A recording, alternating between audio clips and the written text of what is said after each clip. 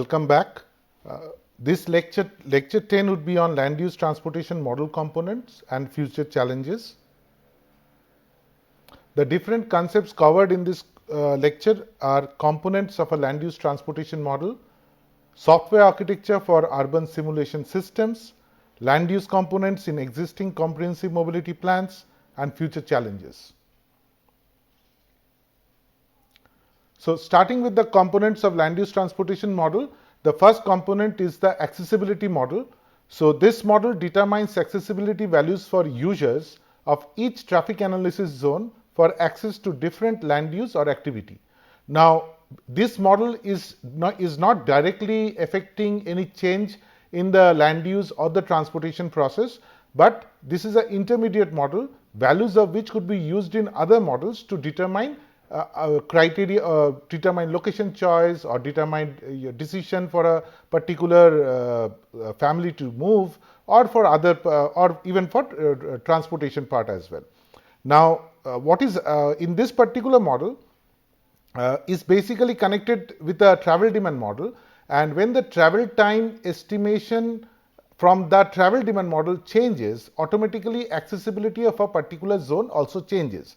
For example, because of congestion along a particular route, the travel time increases. So the route is connecting between zone A and zone B. So obviously zone A's accessibility reduces because the travel time increases. So and similarly, if the trip is originating from B and going to A, then zone B's the accessibility will also decrease. So this model is basically connected to the travel demand model and travel time and multimodal travel utility. We have already explained the term utility. This means how much suitable or attractive is the different available choice basket of different modes in a particular area. So what happens, sometimes a travel demand model can also tell us availability of different modes in an area or viability of different modes, and that actually leads to utility of the transportation system in that particular area. So both these things changes when there is a change in the infrastructure or change in the and due to congestion and so on. So this comes as a feedback to the accessibility model, where the accessibility value also changes. Now, accessibility could be of two kinds. One is regional accessibility, that is in between two TSZ zones, we can say the accessibility value is estimated, and the other is local accessibility, which is within a zone.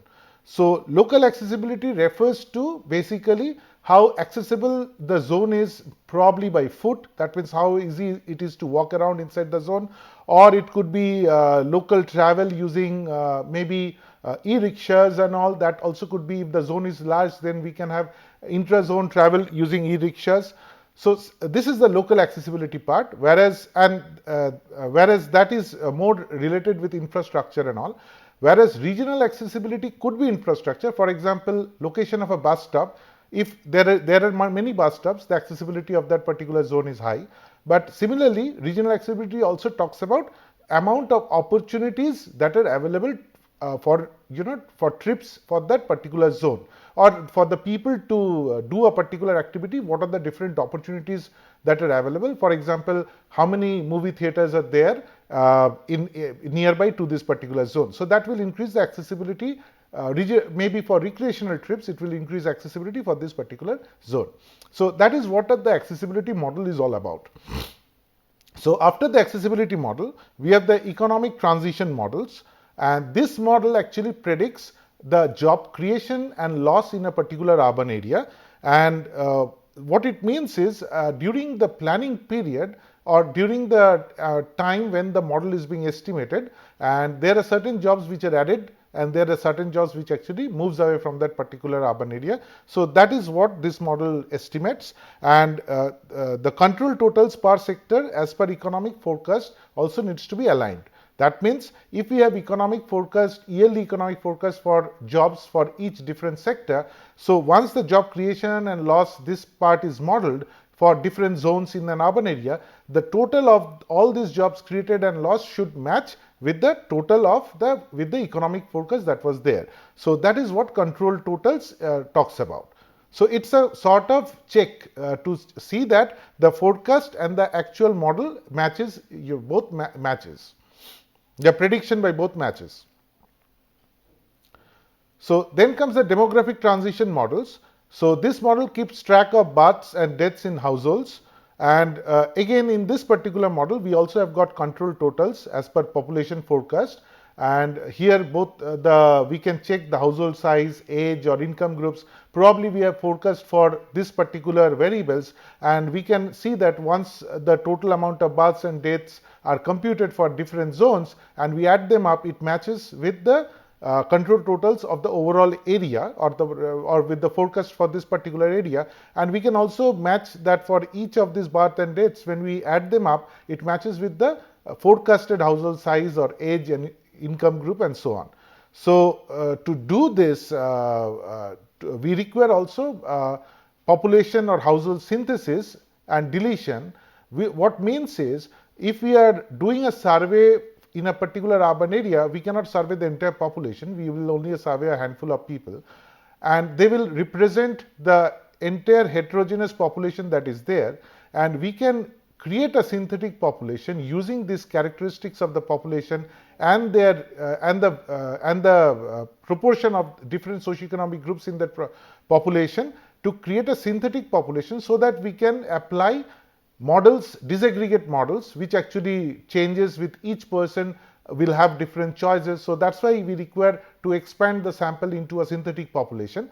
So when we do that, then again we need to make sure that when we have our synthetic population, the total average or total number of different characteristics like household size, like how many families are there of different household size, or what is population wise, what is the age groups that are there. These totals match with the forecasted population totals for this particular area. So this is what is done in the demographic transition models. We will explain these models in detail later on in other lectures. So then comes the household and employment mobility models. These two models, basically these are two separate models. We have the household mobility model and then the employment mobility model. The household mobility model predicts the probability that a household will change location. That means it doesn't predict where it will locate, it will just predict will the household change location. Usually that happens when a household maybe there is a birth in the household and there is not enough space in the existing place where this household stay, so they need to search for a new residence. So that is why household may want to change location, or somebody gets a job in the household, then also the household may wish to change location. So this is what a household mobility model is. And similar to households, we can also predict the change of a job location. That means certain companies in an urban area can shift their location because the existing location probably is not adequate, or maybe the company wants to grow, so it wants to move into some other building and so on. So in a different location, of course. So this probability of a job to also change location, this also needs to be modeled.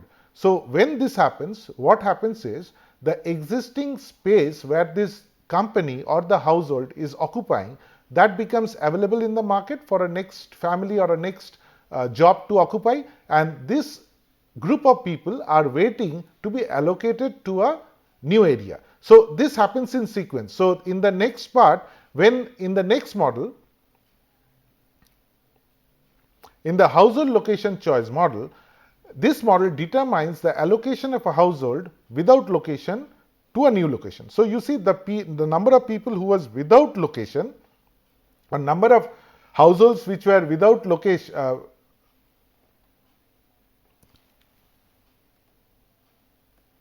number of households which were without location, this households will be allocated a new location, and this model predicts this particular allocation process. So usually we use a multinomial logit model as shown here, and it is used to determine suitability of a location for a particular household. That means if we have different kinds of households, they will have different preferences for different locations, and that is again determined through a utility equation. Whichever location gives them the highest utility, a household will move into that particular location. So that is a multinomial logit model, and because there are many choices from which a household can choose a location, that's why we use a multinomial logit model, which actually takes care of many choices.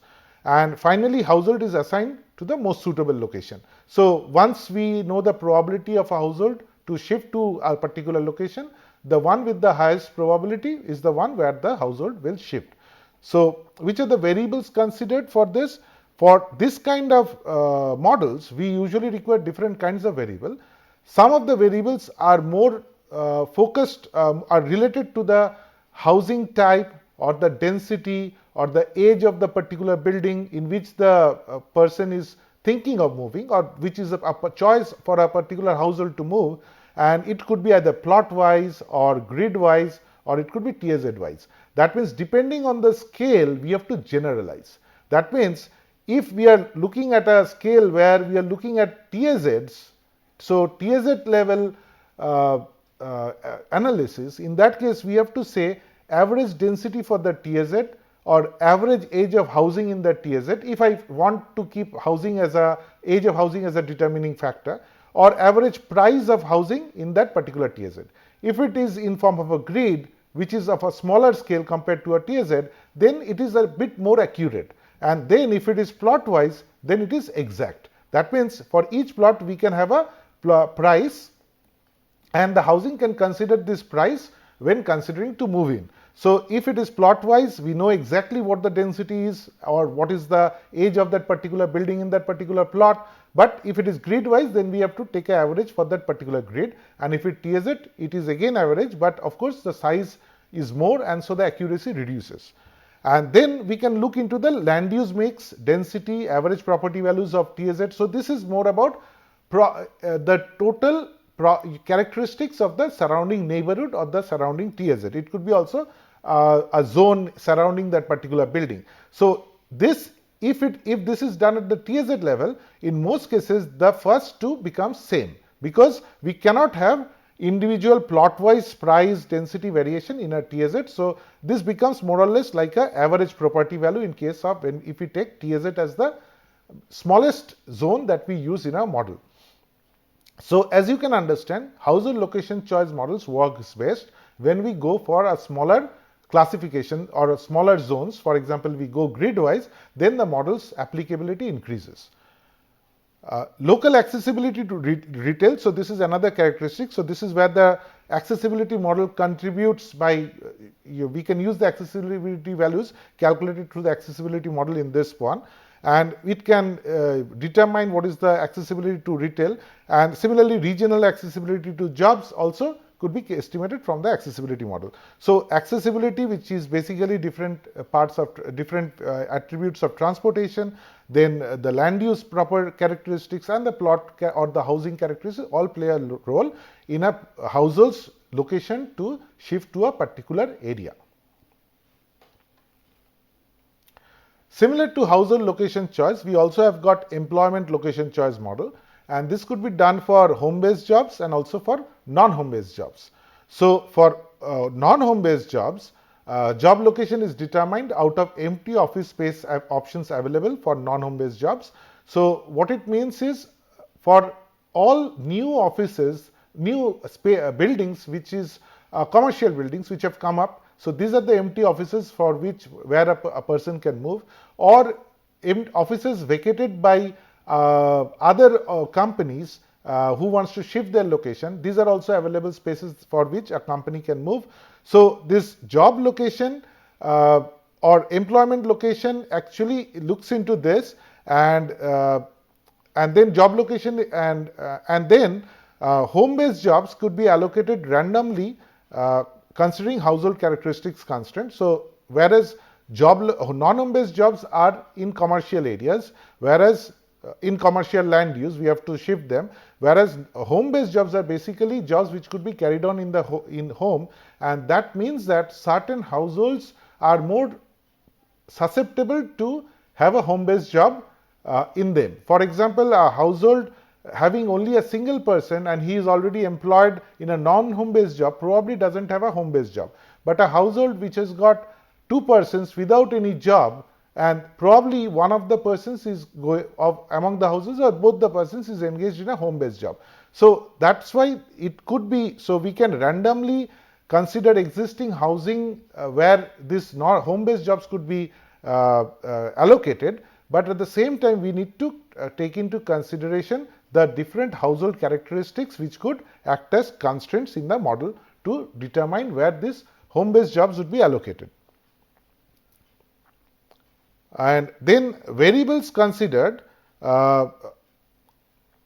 again, because a company is company is trying to locate itself in an empty area or an empty building, where a commercial building. So there also it will look into certain attributes of that particular plot or that particular area, which it will be considered while thinking that okay, if this area is suitable or not, and that could be formed again in form of a utility for that particular area, or it could be estimated as utility for that area.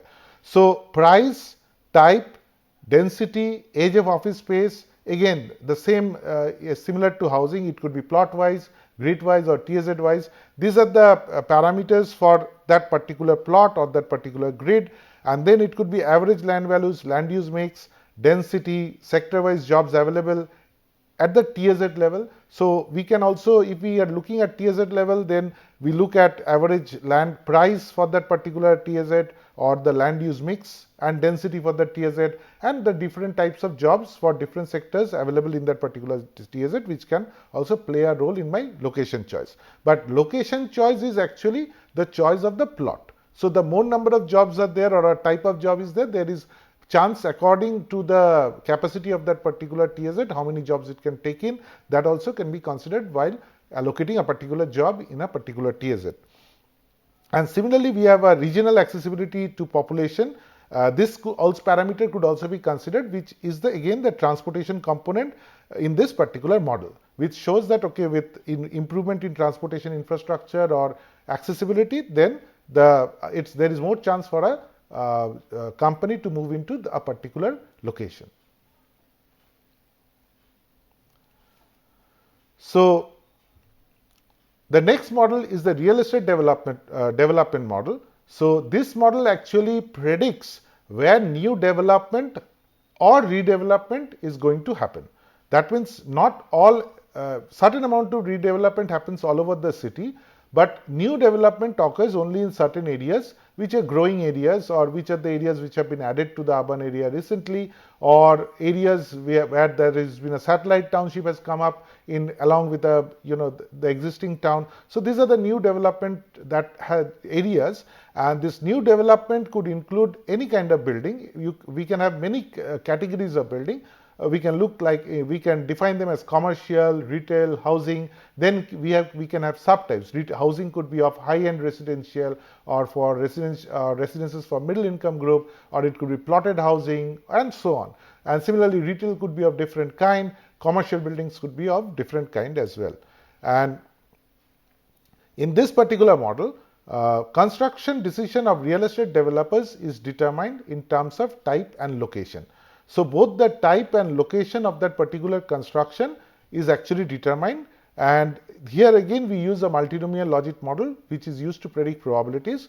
And again here the variables considered are the ones which influences a developer to choose a particular location to develop.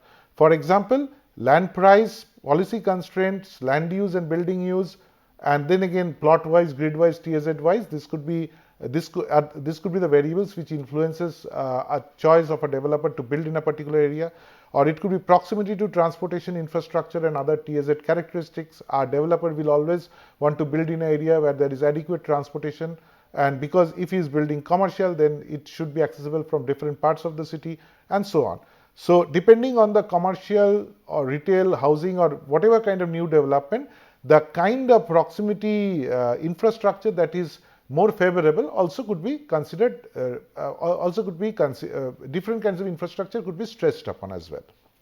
So similarly, regional accessibility of population is also estimated, which shows that how accessible is that area from different surrounding regions. So this is this model is very closely related with the land price model. So this is the final model component where this land price model is used to predict the land price for a particular area.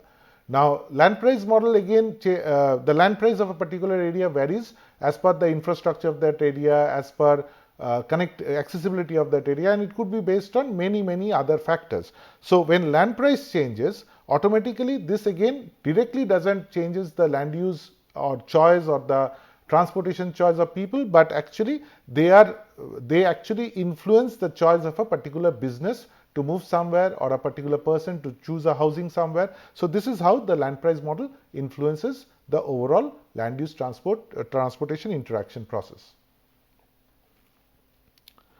So then comes the software architecture for urban simulation systems.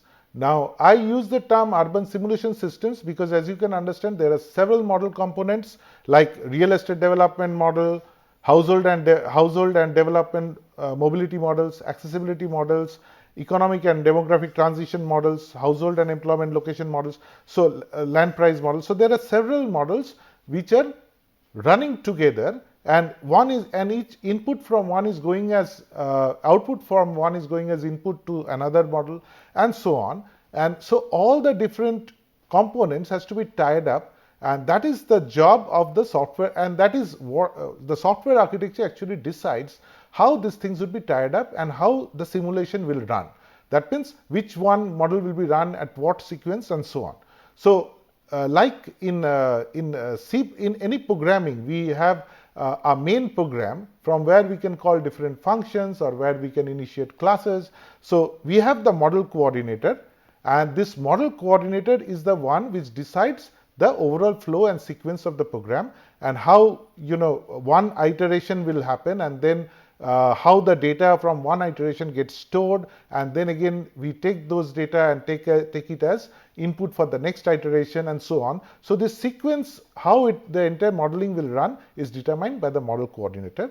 And as you can see, this software architecture is from the UrbanSim model, which we have discussed earlier. So you remember this, in UrbanSim we have two external models. One is the travel demand model and the other is the macroeconomic model.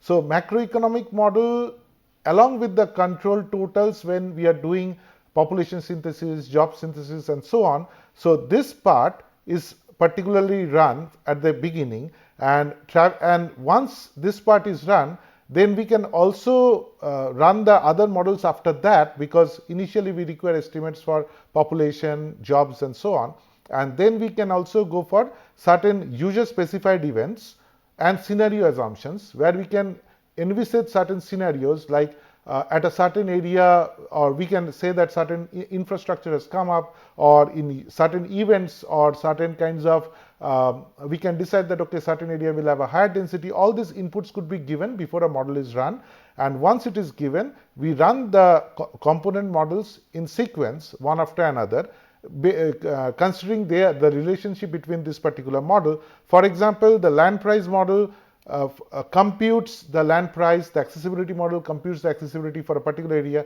Then only we can determine the household and employment mobility models, and then parallelly we can run the real estate development model. But as soon as the real estate development model will run, then we get inputs that like certain new areas are selected for development. We keep that in the data store. We save this data because immediately these buildings are not available. These buildings would be available 3 years down the line. So we save that data, and after the model runs for 3 years, after three yearly simulations, then automatically this building is made available. It comes back and it becomes available in the market. It is again estimated along with it could be estimated along with the control totals over here, where we decide on the number of jobs and so on. And these are the models which are this data is saved and pulled out and also read back and forth, and it happens continuously. And whatever results come out, we can export the data, and it generates ASCII output files which could be used for again visualizing. Using a GIS platform, we can visualize the location choices of people and so on. So this is to give a nice face to the entire output of this particular model system. But as you can understand, this model coordinating the model is very important, and this sequence of which will run, how the things are related, this has to be followed very, very carefully. And if we want to develop something similar in our context, there also we may find that not all the we may be able to model all the things. We may be only able to model certain things. The others would be like exogenous input into the model. Like for example, the amount of jobs in a particular area or the amount of new jobs, it would be taken as an exogenous input. Or maybe the real estate development part we will not develop, we will take it as an exogenous input to the model, because maybe it is difficult to estimate in Indian conditions where a real estate developer, or rather the real estate developer will not share data where they are going to develop in coming years or so on. Or we may study the existing pattern of development of real estate and we can infer from that. So it could be endogenous, it could be exogenous as well. And if it is exogenous, then this is not a part of the model system. It has to be taken. So the model coordinator has to take into consideration all these things and then run these different components in sequence, so that we at the end of our simulation period we get some output, and we can keep on simulating it for a certain number of years, and then and that's why we require the data to be stored and also to be visualized as well. So this is the software architecture of our urban simulation system, and we have different variations of this in different models, land use transport interaction modeling systems that are used commonly. So now, tying up with all the theory that we learned regarding different land use transport models that are being used in different countries or in different places, and along with that, the kind of transportation modeling that is undertaken in our country, we see that mostly the comprehensive mobility plans are the ones where we need, which requires a land use transport modeling approach particularly for Indian cities. So in India, in most cases, the comprehensive mobility plan was there from 2013, 14. Many cities did their comprehensive mobility plans, but 2018 there has been a revision where there is a requirement for a very, very integrated land use transportation of the components that are part of land use as well as of transportation, which was not earlier stressed on. So now we require more components of land use in the land use transportation modeling process. Earlier in CMPs, usually the CMPs have been based on a 4-stage transportation demand model, which is primarily a transportation part of the land use transportation modeling process. So there was not much of land use modeling process. Most of it was exogenous input, and we have a 4-stage model to take this input of jobs and the existing land use that is available, and to predict the amount of trips that are generated for this particular setting of different kinds of lands or different jobs in different areas. So basically it's a doubly constrained model of land use transportation, which is nothing but a 4-stage, or it is like a gravity model, and it just determines how people move from one zone to another using what mode and along which route. So this is what CMPs have been primarily determining.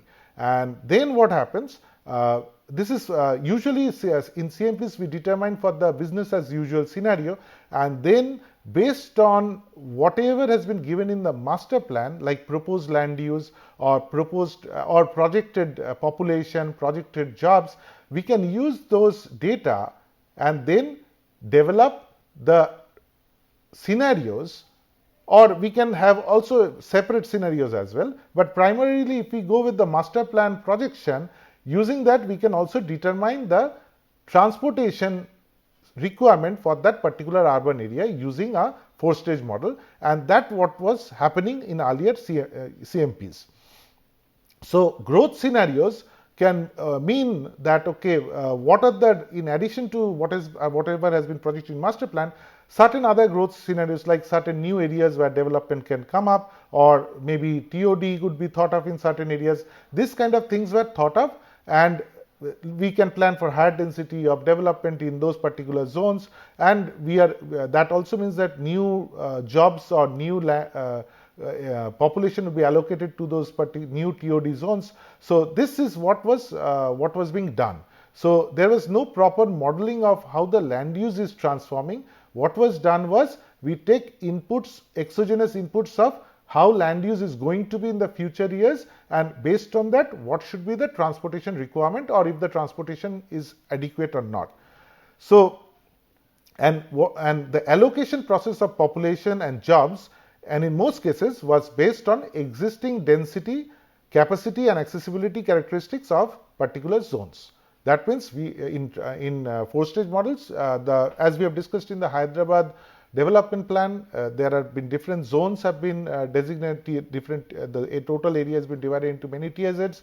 Now for each zone, based on the existing density, capacity, accessibility, people could project the future population and jobs. But as you understand from the modeling process that we have learned, these are very, very basic models which were, or very, these procedures were taken up much earlier, and it has got no relationship with how in future areas are going to grow in terms of population or jobs.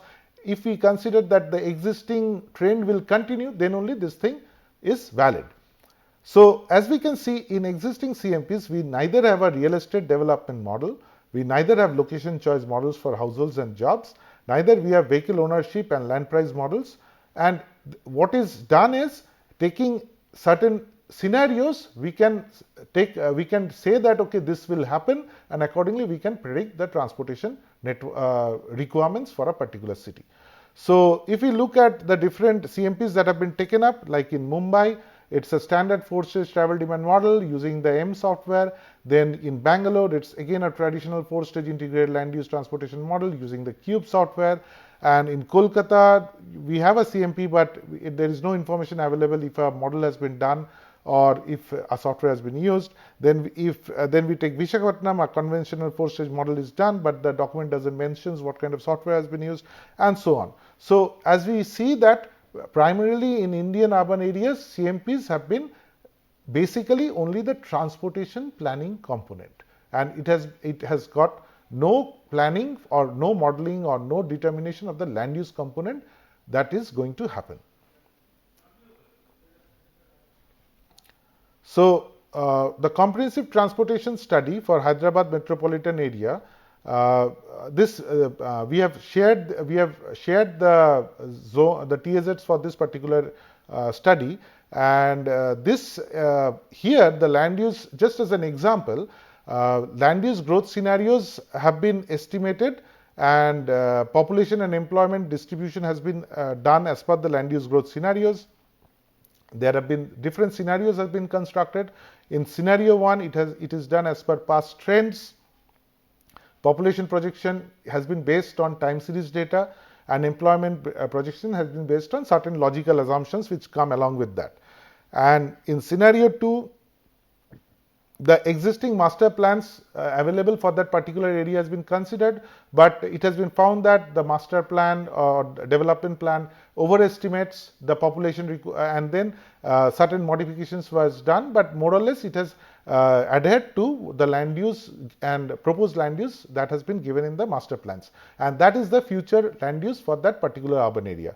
So no modeling was taken up. And similarly in scenarios 3 and 5, here even though models have not been taken up, some growth centers has been identified based on TOD principles, and based on the accessibility of that growth center, the existing land use and existing concentration of population, employment, and also capacity constraints of that particular area, weightage has been given to each area or each growth center, and then based on that weightage, population has been allocated, and then jobs have been allocated following certain assumptions and certain or following similar procedure.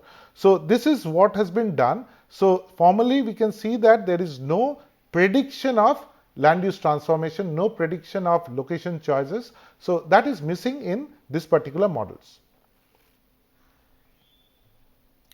So just concluding, so we can say that based on the requirements of comprehensive CMPs, there is a need to introduce this land use components inside our land use transportation modeling frameworks, which is missing, and this course will actually look into development or detailing out this particular model components and how they could be integrated with the existing 4-stage modeling system that are there, and how the total overall integration could be done. That is the focus of this particular course. So, looking into land use transport interaction models, we see that while land use transportation models covers the land use part and also the transport part, a big part, which is environment, has been left out. So, considering today the problems of global warming, greenhouse gas emissions, air quality, traffic noise, gradually we are losing open spaces and green spaces. We need to modify our land use transport models into land use transport environmental models, so that the different environmental parameters or characteristics are inbuilt into the model. That means if I change a certain land use, certain environmental aspect would also be affected, and that will lead to a positive or a negative impact. So, the model should be able to endogenously predict those kind of effects. So, and not only that, it needs to predict the effect on each individual or each group of individual who is being affected because of those particular changes. So, this is something which needs to be incorporated in future land use transportation models. Then of course, there is the macro and micro debate. So, as we have discussed, we can go into micro scale, like we can go into grid from TSZs, we can further divide the area in form of grids, or we can even go to the plot level, which will actually improve accuracy of location choice models, or at the same time it also brings in a lot of challenges as well. For example, if we go for micro, then there are many problems that come along with that. For example, data availability is a big thing in this. We need to have data at that particular level, and not only that, if the models are predicting for this micro levels, there are other problems that happen. So, if the number of people is less, or suppose the number of jobs is less, but the location choice is multiple, then the model's prediction would be different for different runs. So, that is a problem. That means at different times the model will run, it will have different predictions. So, this kind of problems will arise. So, this could be avoided if it was at a more macro level, and planning for this is one. Then we can also think what we are this land use transportation models only is talking about looking into urban growth. That means it can predict how the urban area is growing, but it cannot predict, or rather it is not, it may be able to predict decline, but it is not because of the model structure is oriented towards predicting urban growth. There may be some unforeseen problems which may arise because of many of this decline. Many urban areas are are actually declining, so people are moving out of those particular urban areas. So, planning for those areas also needs to be considered. Then if you look into the transportation part, recently the entire transportation service has changed, or rather it's going through a lot of changes. For example, e-mobility and also shared mobility. So, not only shared mobility, shared services, and like for example food delivery services to households. So, this kind of services are changing the way people live, they are changing the activity pattern. So, that will have a big effect on future development plans or future land use transportation plans. And then effect of real-time information on traffic. So, instead of looking into only peak hour mobility, we need to look at the mobility for the entire day, because real-time information actually gives a person to choose or defer his travel to a time when there is not much congestion, or he can also choose his route because looking at real-time information. So, how to incorporate this into the actual modeling process, and then of course integration of machine learning techniques at all stages of analysis. So, this will improve accuracy and from standard multinomial or other logic models, but at the same time this requires a lot of data. So how and data in today's context, there is a lot of data available from various sources, like for example Google, or from example from the bus transportation system in an urban area. So a lot of data is available, but we require machine learning to actually analyze this data, and how in different parts of our model we can bring in machine learning as well. So these are the different future challenges that I envisage, in which is going to be more relevant in the coming years, and this is where gradually we will see how the land use transportation modeling process will transform. So these are some of the references that you can follow. So in conclusion, we can say integrated land use transportation models consist of several related components which are tied together in form of an urban simulation system.